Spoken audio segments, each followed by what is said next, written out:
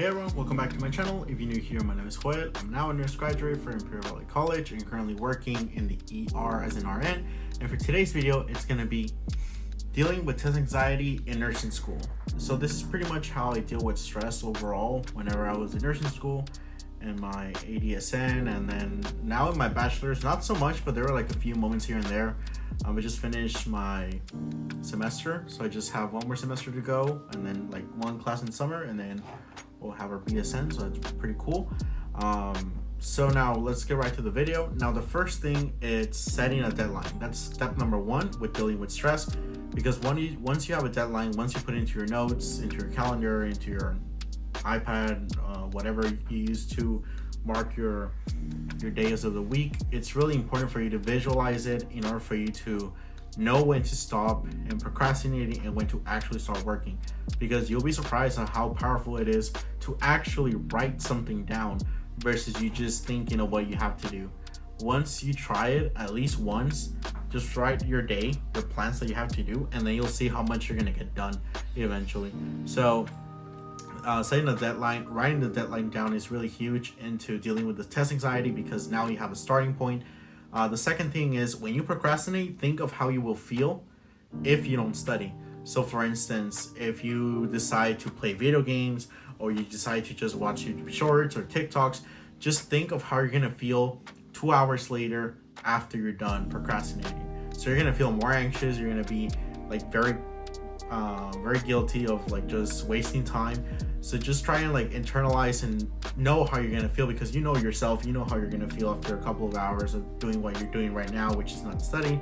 So then that can pretty much make you feel guilty and be like, you know what, I should just maybe just start right now so I can feel normal later on. That happened with me. I would often like play League of Legends, and then before I start my game, I'll be like, you know what, like, nah, like I don't want to, because this is gonna last like an hour, and that's gonna be 1 hour of my day. I'm gonna want to play another one, and it's gonna keep on going like a vicious cycle. So I'm gonna, well, just stop right now, do a little bit of studying, and then play one game as a reward, and then go from there. Just don't have like the reward first and then the studying later, because that's not how it works, at least for me. Number 3, start, and that's the big thing. Start with either small or big chunks, in the sense that when I was getting new to studying for long hours, I couldn't just study 2 hours straight. I had to go little by little. That's why I did like the Pomodoro, which was like 25 5-minute break, 25 10-minute break, and then 30 minutes 5-minute break. You know, I started incrementing like that. But then once you get used to those habits and you increment the time that you want to be focused, kind of like in the gym, you know, you don't just get the 25 pound dumbbell, you probably go with the 10s or the 15s and you go your way up. It's the same thing as studying. You cannot just go to the big leagues without warming up first and then doing some small sets first, and then as the weeks are going by and you increment your weight or you increment the load of your focus time. It's the same thing. So you need to first start. Don't put in your agenda study 1 hour right now, and you need to put like study 15 minutes right now. So do 15 minutes at a time if you want. And even though you might think 15 minutes is not going to get me through anything, you'll be surprised how much you can get done.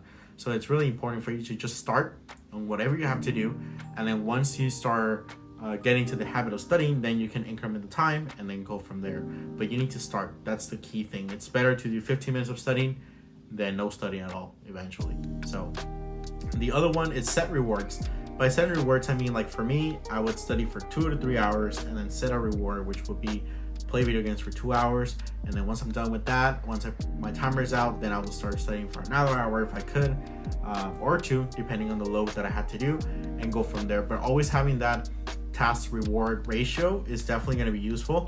And sometimes it was like Starbucks. So it was like, if you study right now for 2 hours, we can go to Starbucks, get at Starbucks, and then continue studying there for an hour and a half or 2. And then once we're done there, then we can do something else. So you know yourself, you know the rewards that you can buy to yourself in order to encourage yourself to do more. So you'll be really surprised at how good the reward is going to be affecting your studying. The other one is assume responsibility. And this is really huge because it was like a really big one for me, especially back then.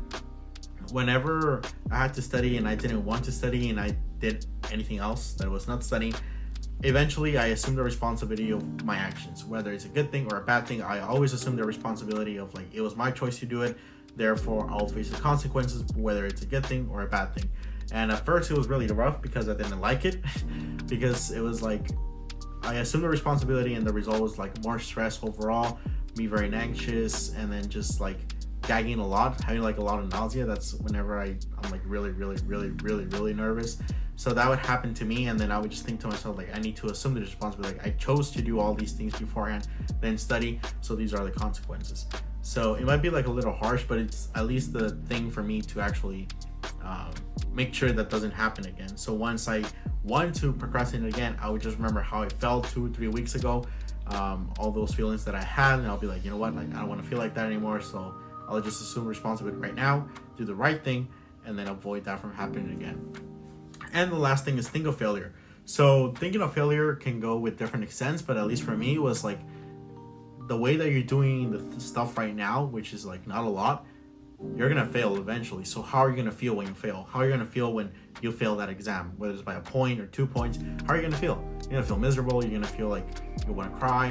And who is it to blame? It's just ourselves, right? So the thing that I did is like I always thought of failure whenever I was like procrastinating and playing all my video games and going out with friends. I will think to myself, like, just think of failing that exam that you're studying for. Just think of it, like, you know. So then at the end, I will be like guilty. I'll be even sad, and I'll be like, you know what, like, now, like, I'm very scared of like failing that exam, so I'm just gonna like do more hard work tomorrow because right now it's too late or whatever. But you know, think really of the failure, because then you'll be surprised of how good we act towards fear, pretty much. Which for me, at least for the first semesters, it was I was better studying under pressure in a sense, but then sometimes I would like scale it all the way up to like being like super like nervous and scared and anxious, where it was like not fun to really study at all because I really couldn't concentrate, because I was thinking more of the consequences of me failing and everything because of what I did. So there's really like a line that you need to define on yourself, and you know what's your line that you tend to study better. But overall, it's better to not just think of passing the exam, because eventually even like the stuff that you're studying for can actually be useful. Like, the stuff like pathophysiology, like it's really important actually. Like, if you really think about it, if a patient comes with like some symptoms and stuff, you can think of what might be, so you can be proactive. But if it's like, for me, the worst chapters to concentrate of was like what was it, like kind of like policy stuff on fundamental stuff, I don't know, like insurance stuff, like, because we don't deal with insurance stuff. So for me, it was really useless to think of stuff like that, because that's not my job. My job is not to be like, oh yeah, your plan can cover all this. Like, that's not my scope. Like, I really don't care. Like, my plan is just to treat the patient and then send the resources that we have at the hospital for them to help them on those case manager stuff. But that's not my thing. So when it came to stuff like I really couldn't justify why I need to really learn it, that's when it would be tricky. But when it came to pathophysiology, that's when I would like really pay attention, or whenever I was like kind of like bored, I would kind of like get the good stuff out of it. Like, oh, this is really important to know because this person might show the symptoms, which might mean this is like the early sign of this. So I always try to make the connection of why it's relevant, why it's important, and then those connections will make everything stronger overall, because I found out that it's useful. It's really useful, and it can potentially save a life someday. So that'll be like the thing I would convince myself about, and then that's when I would actually care of learning something. So that's at least for me, because if I just try to learn everything as how it's going, I'll be like, this is meaningless for me.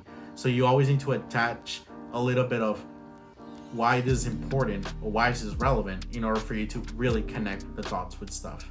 But yeah, that's pretty much what I did regarding test anxiety in nursing school. So I applied this in my nursing school life, in the NCLEX, in my BSN program here and there. But yeah, like overall, it helped me in a sense. So I'm trying to pass this stuff to you guys, and I really hope you guys don't see me as a guru or like a person that really knows a lot, or as a person that is like very knowledgeable stuff. I'm really like an average person, being frankly honest. I'm not the best one in my class. I don't want to say average either, but I'm not the best ones out there.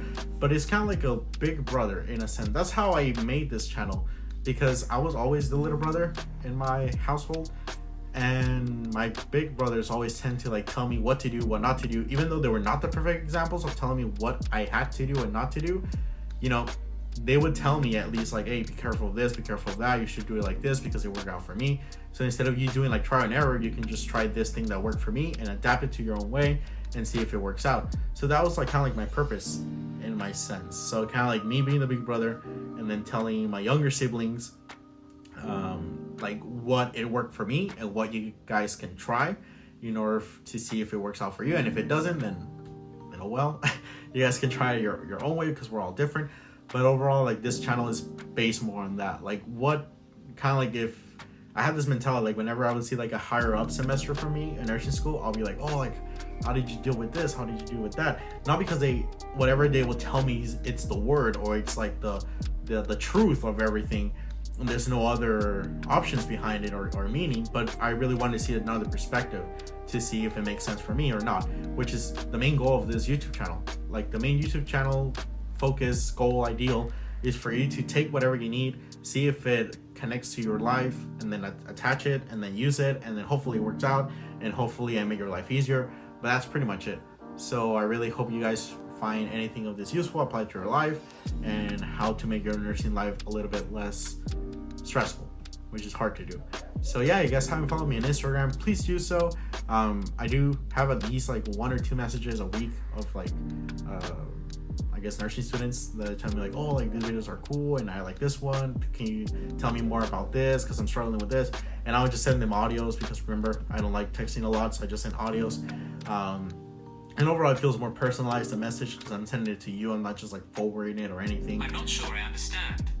Oh, Sierra was getting everything that I knew what I was talking about, so that's a little weird. So yeah, like overall, if you feel like you need to talk to someone, I'm always here.